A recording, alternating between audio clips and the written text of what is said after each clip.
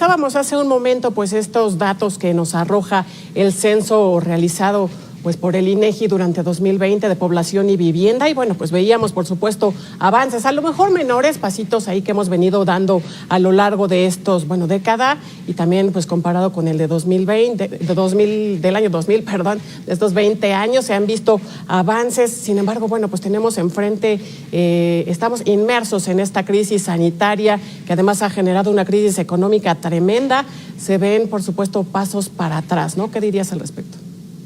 Desde luego que sí, mira, no solamente porque efectivamente pues la crisis ha golpeado a todo el mundo, pero también es cierto que aquí en México pues muchas medidas que se adoptaron en otras regiones del mundo, en otros países, no se tomaron.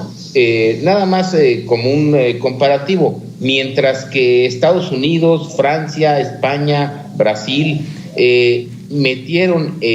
diseñaron programas de rescate económico para sus economías, inyectando dinero, pues México prácticamente no hizo nada, mientras que España metió recursos por el equivalente al 14% de su Producto Interno Bruto, México lo hizo con apenas el 0.5%.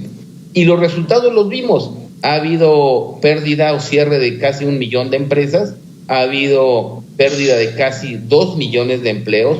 Nosotros hemos visto cómo las cifras de retiro por desempleo pues han alcanzado niveles históricos. 1.7 millones de personas solicitaron retiros por desempleo por un monto equivalente a 20,000 millones de pesos, y desde luego que esto no ha terminado. Hoy vemos, por ejemplo, cómo siguen las malas noticias para la industria del turismo, una industria que en el 2018-19 le ingresó al país casi 25,000 millones de dólares.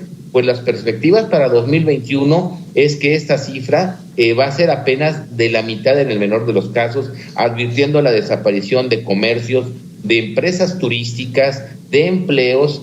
Lo vemos a diario, y todo eso ha venido a conformar una cuesta de enero, pues que yo te diría que es la más complicada en los últimos 25 años, porque a estos efectos de la crisis, que uno de los principales es el desempleo, pues se añaden los incrementos en los precios, las actualizaciones de los impuestos, las actualizaciones del costo de los energéticos, gas, gasolina, electricidad. Entonces, todo eso hace que difícilmente el país, y dado que la pandemia sigue en su peor momento, vemos las cifras de contagios, vemos las cifras de fallecimientos del mes de enero, pues han sido las más altas, yo te diría, de la pandemia. El otro día veía, ha habido tan solo en el mes de enero más de 370,000 contagios, ha habido casi 30,000 defunciones en el mes de enero,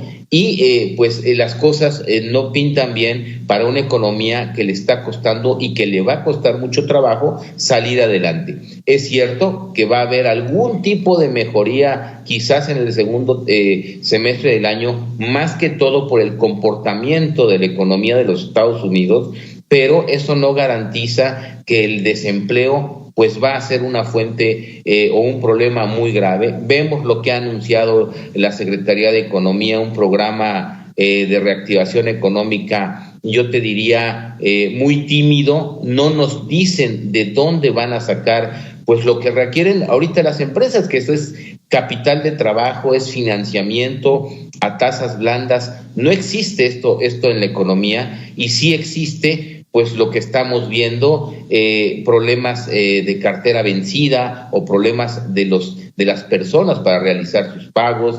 Hemos visto que continúa el cierre de empresas, el cierre de empleos. Ya lo veíamos en el corte que tú informabas, empresas, pequeñas y medianas empresas que siguen en este momento despidiendo gente. Yo hice un cálculo para el salario mínimo, y para que una planta, una MIPYME pudiera conservar su misma nómina ya después del incremento al salario mínimo, pues va a tener que despedir entre 2 o 3 gentes. Oye, Mario, veíamos, justo lo que tú nos comentas, el gobierno federal se rehúsa a ofrecer reales apoyos financieros, económicos, pues a las pequeñas y medianas empresas que justamente, como tú bien nos comentas, son los más afectados. Y bueno, estamos viendo, por supuesto, un retroceso. A lo mejor nos dices, en los próximos meses podría haber ahí alguna mejoría, ¿no? Mejoría en cuestión económica, en cuestión de los números. Sin embargo, bueno, ya traemos una cola increíble de la caída, por supuesto, en el Producto Interno Bruto. ¿Se puede interpretar, dirías tú, que este es ya un sexenio perdido en cuestión de crecimiento?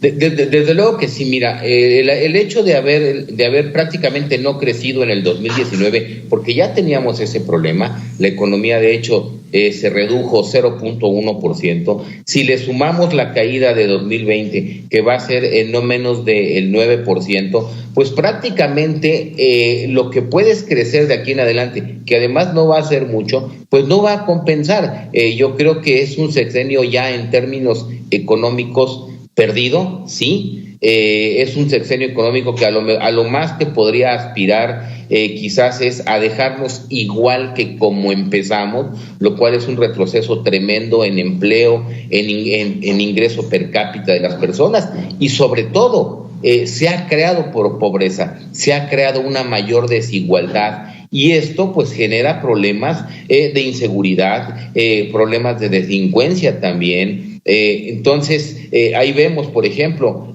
las escuelas privadas que están prácticamente desesperadas. Se hablan de la desaparición de 20,000 colegios particulares, es decir, hay un retroceso en la educación. Sí, desafortunadamente el sexenio es muy posible que en términos económicos esté perdido, pero no hay que olvidar dos cosas. Esto empezó no con la pandemia, empezó desde el 2019, cuando ya teníamos estos problemas, y se recrudeció por la pandemia, pero por no actuar del gobierno. Nada más un ejemplo. Estados Unidos metió un programa de apoyo que equivale hoy al 2.5% de su Producto Interno Bruto, más un nuevo programa que están anunciando con Biden. Y la economía norteamericana va a caer aproximadamente 3.5%. México no hizo nada y la economía va a caer 9%.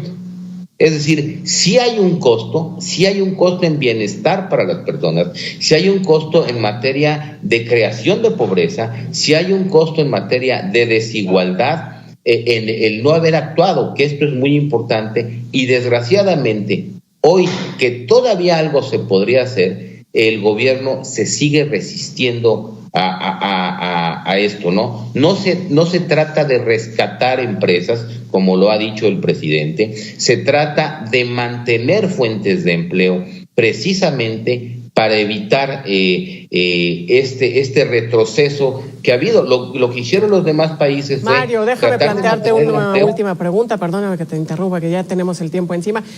Nos hablabas, por supuesto, de estos apoyos anunciados por Joseph Biden en los Estados Unidos. ¿México se va a ver beneficiado de alguna manera de ellos? Bueno, hay que decirlo, nuestra economía siempre ha sido muy dependiente de nuestro vecino del norte y bueno, además decir, pues con los recursos que envían nuestros mexicanos que viven allá, que se han tenido que ir a buscar nuevas oportunidades, porque pues aquí no se ve claro que además decir que el gobierno mexicano siempre se anda colgando la medallita que pues no le corresponde. Mira, qué bueno que lo mencionas. Sí, el gobierno mexicano se va a beneficiar de un mayor crecimiento en los Estados Unidos, pues por lo ligado que está en sus exportaciones con la Unión Americana, y porque también es cierto lo que tú mencionas.